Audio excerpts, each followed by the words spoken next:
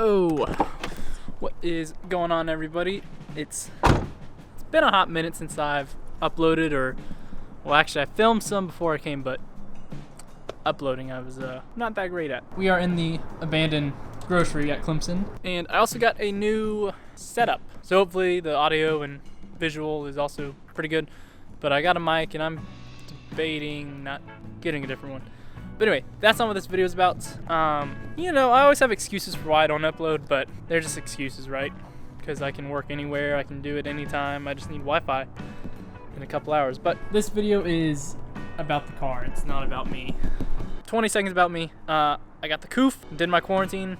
Turns out I'm like asymptomatic, so that was pretty cool. Pretty much why I haven't done anything. Even though I like felt fine, I just decided, you know, take a break. And then that happened after I decided to start filming videos again. So I like filmed a couple videos, nothing ever happened to them. So I wanted to update y'all on the car because car's back, it's running. So the car is, I guess you could say it's 100% again. Everything works as it should, and I drive it every day, so battery stays charged, and I haven't really figured out a good permanent solution to that.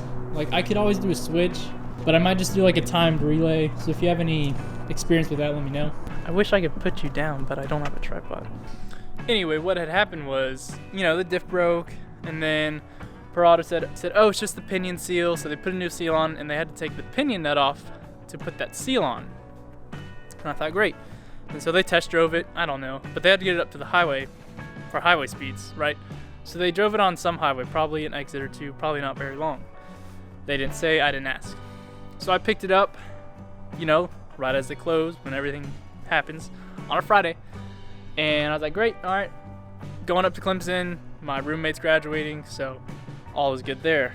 Go to the gas station, which is about 5 minutes away. Get on the highway, and like 3 exits down, boom, and it just starts vibrating. And there's all this noise, and I didn't know what was going on, so pull over. And it either smelled like something was burning or not happy, like not burning tires or burning clutch, but similar smell when I stopped. And you know, could have been a car passing me on the highway, because I was on the side of the highway, as you recall. So anywho, they get it back, they take it apart. Hey, your pinion bearing is no more. It's not there. That opened Pandora's box, because pinion bearing, I'm pretty sure they didn't have to mess with to replace the pinion seal. I'm sure it's behind the seal, and they just popped the seal out and put it back in. But I don't know. And I was like, well, that's great. Like, I know things. I know like bad timing happens, and you can't blame the mechanic for everything, right? You get an oil change and your tire goes flat. You can't be like, hey, you purposely, you know, sabotage my car so I can get more money and give it to you. It doesn't always work like that. But in this case, it was like, well, you touched the rear end and the rear end failed, and I was literally like 4 miles away. So something happened to where the gears started grinding. And they're like, well, end of the day, you need a new ring set. So go ahead and order that. So I ordered it. I got the 331 kit, and I think that was a mistake on my end. I probably should have gone with what my gut was telling me, which is the 355. I just assumed this was an all-stock car, and the motor was stock. I was like, everything underneath has to be stock, because when I got it, like the only thing that wasn't stock was like a shifter and muffler, but everything else was stock. And I was like, well, from the factory, like if you look at this door jamb, it says axle GG. So I have to say, all right, what does GG mean? So read a bunch of forums, and turns out GG is code for an automatic transmission with a 331 rear end. And I thought that was really weird, because I have a manual, and I don't doubt that someone may have, you know, manual swapped it or something. But when I looked at the pedal, that firewall looked pretty factory. So I just said, all right, it's probably just a 331, and went with it, because I'm like 90% sure you have to retune the car if you put in a different rear end gear, and I didn't want to do that and deal with all that. I was like, I just want it fixed and have at it. So I said, just put what was in it. Let's just go with 331 and see about that. So I get it back, and it's not the same. It's like, it's slower. And I don't know, I don't think I had 373s, I'm pretty sure I had 355s, and whatever I had before was really nice compared to what I have now. So, lesson of the moral of the story is always go with your heart or your head, whatever you want to call it. But if you have an MT82 transmission on just the first gen, 11 to 14, go with at least a 355. Personally, it's a daily driver, and I think 373s would make first gear way too short, like unusable. And then I've heard stories like at the drag strip, people say, oh, I had 373s and I lost time because I was shifting so much, because 1-to-1 is in 5th gear instead of 4th gear, like 15 and up. So my advice is just do 355 if you ever have this problem or if you're thinking about it. But that's all personal base. Some people say road racing 373 is better because you use 2 through 4 more. I can't answer that question for you, but if I had to do it again, and if someone said, hey, I'll change your gears out for you for free, I would do 355. So now that we get all that solved, then came the payment, right? How much do I owe? It goes back to the you touched it, you broke it argument. And I didn't really argue because, I know Nick. He's not one to take advantage of people or break something just to get you back in the shop and charge you more. I didn't ask him, but I think he just wants you in and out. He wants to deal with you as least he can, right? As few problems as possible, right? Like if you want to do more mods, sure, but he doesn't want to start anything because he is swamped. And so that's why I think he doesn't want to deal with this, right? He just wants me in and out on to the next car. Plus, it's a pretty reputable shop. So I'm not blaming Pro Auto fully, but it is a little bit suspicious they had to redo that.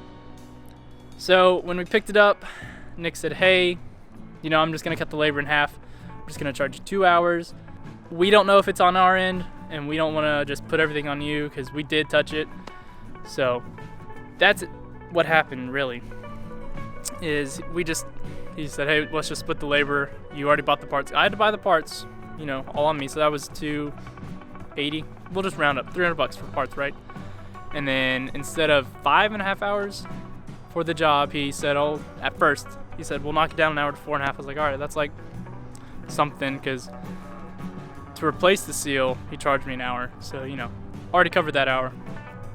And then when they got in there and they tore it down, they didn't know if it was all their fault or all my fault or a mix or just bad luck. So they just said, hey, we'll cut those 4 hours in half, move to 2.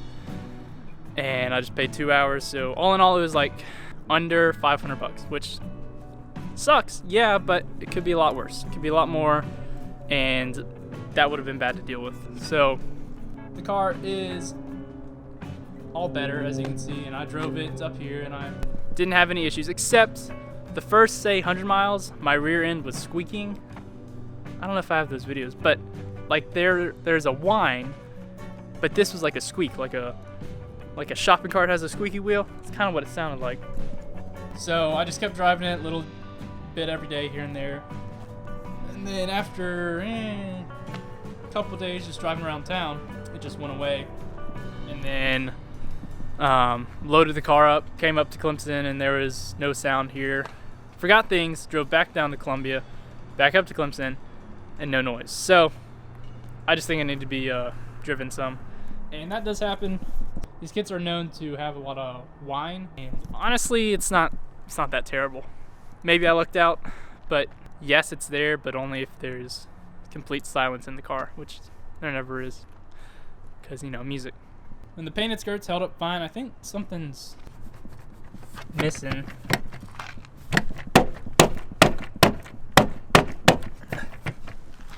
It shouldn't move that much. Thought I did this side right. Maybe it is supposed to move that much, but the clear coat seems to be fine, and nothing's chipping yet, so that's good. So because that's successful, I'm gonna go ahead and paint this skirt, valence, whatever you want to call it, this plastic trim there. Just go ahead and paint that, make it look good.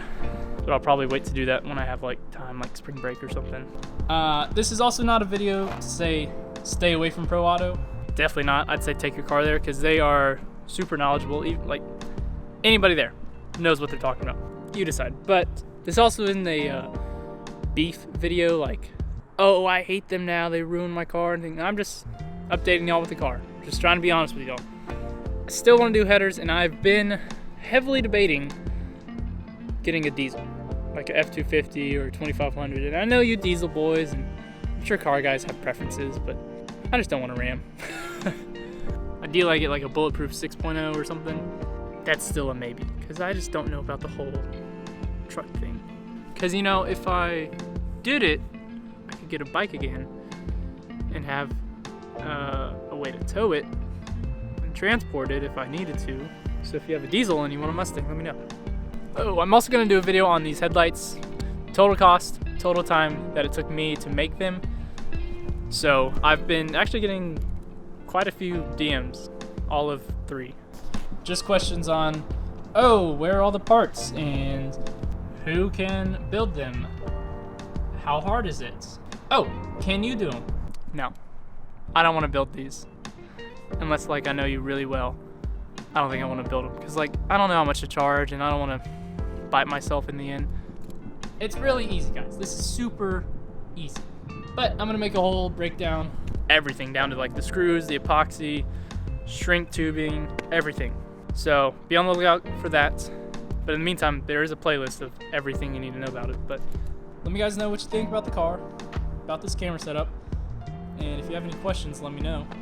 So with that, that'll end this video. There's somebody looking at me. I'm just gonna walk away. So with that, I'll end this video. Take care, and I'll see you on the next one.